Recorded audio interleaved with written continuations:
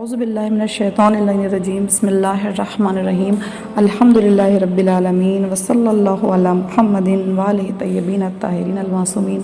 ناظرین اکرام، السلام علیکم ورحمۃ اللہ وبرکاتہ۔ آج کے دن کی مناسبت سے جبکہ ہمارے امام رضا علیہ السلام کی شہادت کی تاریخ ہے، ہم تمام امت مسلمہ کو آج کے دن کی مناسبت سے تعزیت پیش کرتے ہیں، خاص کر اپنے اس امام کے حضور جو کہ وارث معصومین ہے، جو کہ وارث امام علی رضا صلی السلام ہیں۔ ہارون رشید کا وہ زمانہ تھا جب کہ امام علی رضا علیہ السلام مدینہ منورہ میں تھے، لہٰذا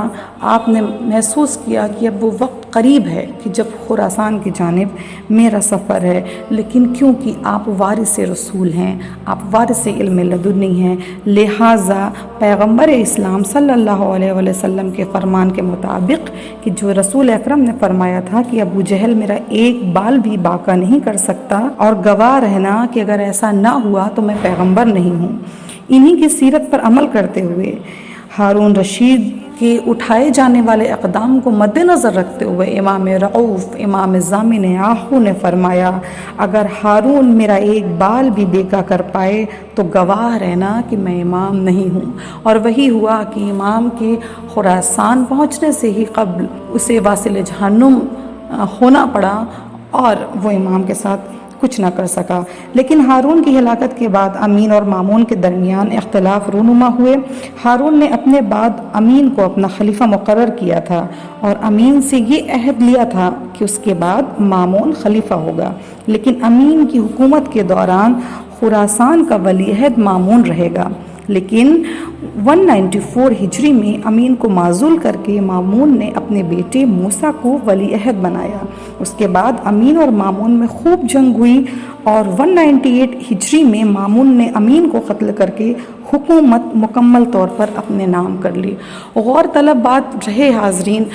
کیونکہ اس نے امام کو ولی عہد بنایا تھا، وہ بھی اس نقطے کے پیش نظر کہ جتنے شیعہ اس وقت کے ہوں، جو بھی اپنے دل میں درد دل رکھتے ہوں آل محمد آل محمد کے لیے، انہیں یہ سوچ لینا چاہیے کہ بنی امیہ اہل بیت صلی اللہ علیہ وسلم کے ساتھ ہے، ورنہ یہ تو بہت واضح اور روشن سی بات ہے کہ مامون امام کو آخر کیوں کر ولی عہد بناتا، کہ جو ایک سیاسی چال تھی صرف، کیونکہ جو خود خلافت کے لیے اپنے بھائی کو قتل کرا دے اور ہر قسم کے فسق و فجور کا خوگر ہو، وہ کیوں کر اتنا متقی و دیانتدار ہو سکتا ہے کہ حکومت سے دستبردار ہو جائے۔ اس پیشکش میں اگر تھوڑا بھی اخلاص ہوتا تو امام اس کی پیشکش کو کبھی بھی رد نہ کرتے۔ لہٰذا تاریخوں میں ہمیں ملتا ہے کہ امام عالی مقام علیہ السلام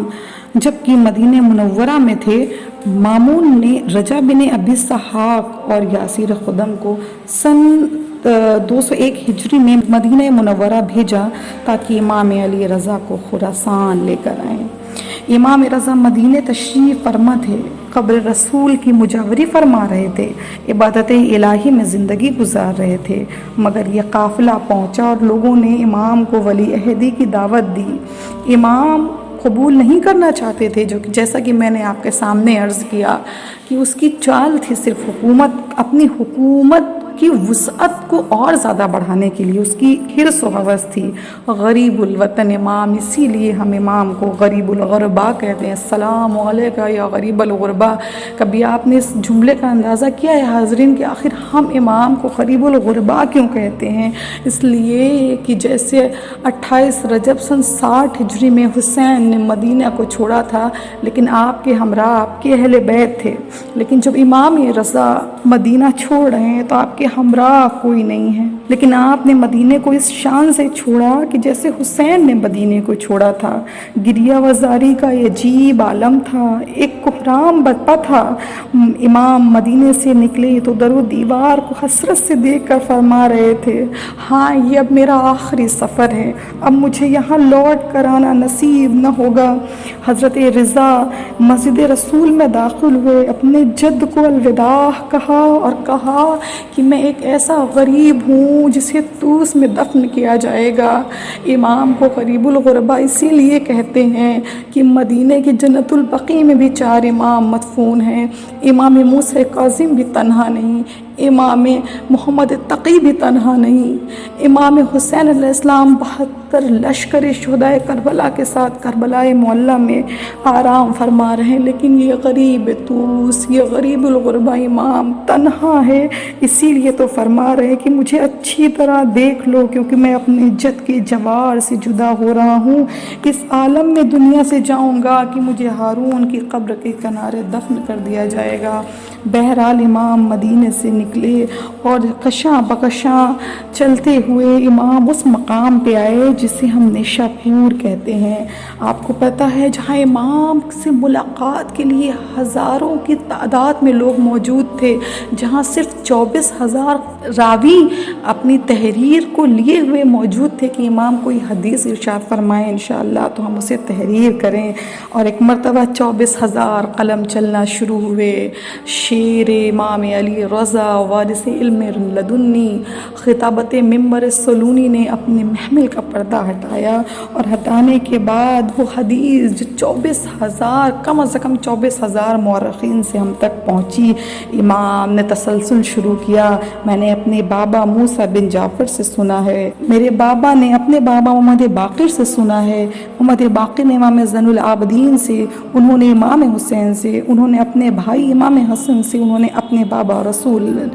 حضرت علی سے، اور انہوں نے اپنے چچا زاد بھائی رسول خدا، اور رسول خدا نے جبریل امین سے، اور جبریل نے رب العزت سے سنا کہ انہوں نے ارشاد فرمایا کلمہ لا الہ الا اللہ میرا قلعہ ہے، جو اس قلعے میں داخل ہو گیا وہ امان میں ہے۔ اور ایک مرتبہ محمل کا پردہ گرا، لوگوں نے پھر تشویش ظاہر کی، اے ابن رسول اللہ آپ کچھ اور ارشاد فرمائے۔ ایک مرتبہ محمل کا پردہ اٹھا، امام نے آواز دی،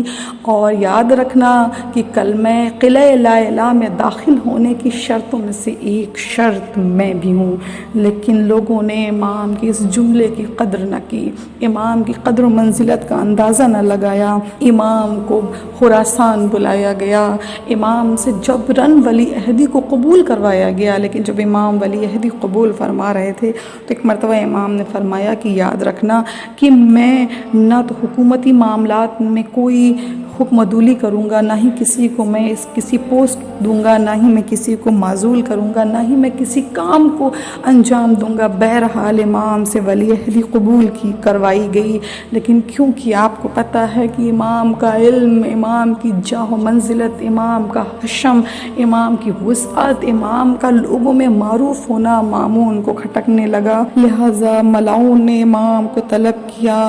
ہر سامہ کو امام نے پیغام پہنچایا کہ دیکھو جا کر امام کو میرے قریب لے کر کے آؤ۔ امام آئے، امام کا آخری وقت نزدیک تھا۔ اے اہل عزا رو پریشاں کا سفر ہے حشر بپا شاہ خراساں کا سفر ہے، اے ماتمیوں مالک ایما کا سفر ہے، ویراں ہے مدینہ شہ ذیشاں کا سفر ہے، فریاد جگر زہر سے چھانیں گے رضا کی، ماتم میں ہو غلہائے غریب الغربا کی۔ امام دربار مامون میں پہنچے، ملاؤن نے انگور کا ایک خوشہ امام کے قریب رکھا اور کہا ایسا بہترین انگور آپ نے پہلے کبھی تناول نہ فرمایا ہوگا۔ امام نے انگور تناول فرمایا، زہر کا اثر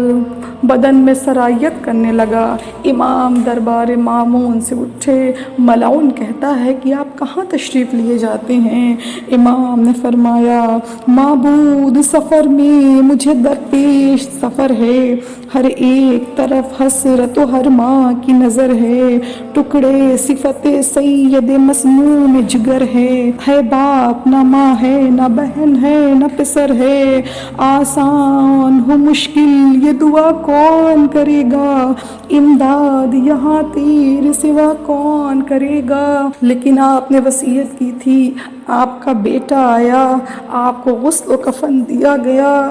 آپ کو سپرد خاک کیا گیا، بس دل چاہتا ہے عرض کروں ہاں آپ کا بیٹا آیا، مولا اپنے وقت آخر بہت یاد کیا اپنے بیٹے کو، لیکن آپ کا بیٹا آیا، آپ کے بیٹے نے آپ کو سپرد خاک کیا۔ ذرا کربلا کے میدان کی جانب نگاہ اٹھائیے،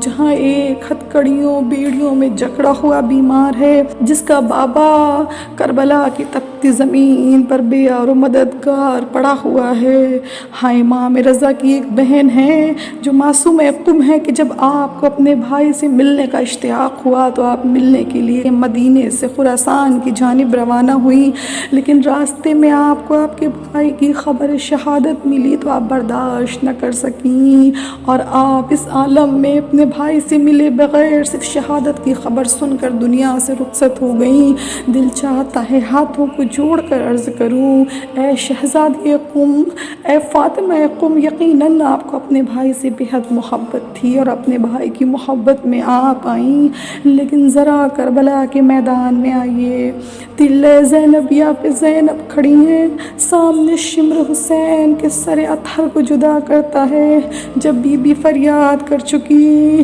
اور کسی نے فریاد نہ سنی، ایک مرتبہ دوڑ کر شمر کے قریب آئیں اور فرماتی ہیں کہ پیاسا نہ قتل کر تو شہ مشرقین کو، میں بھی مانگتی ہوں مجھے دے حسین کو، مگر شمر نے پرواہ نہ کی، 16 ضربوں میں سر حسین جدا ہوا۔ فضائے کربلا میں آواز گونجی، قد قتل الحسین بکربلا،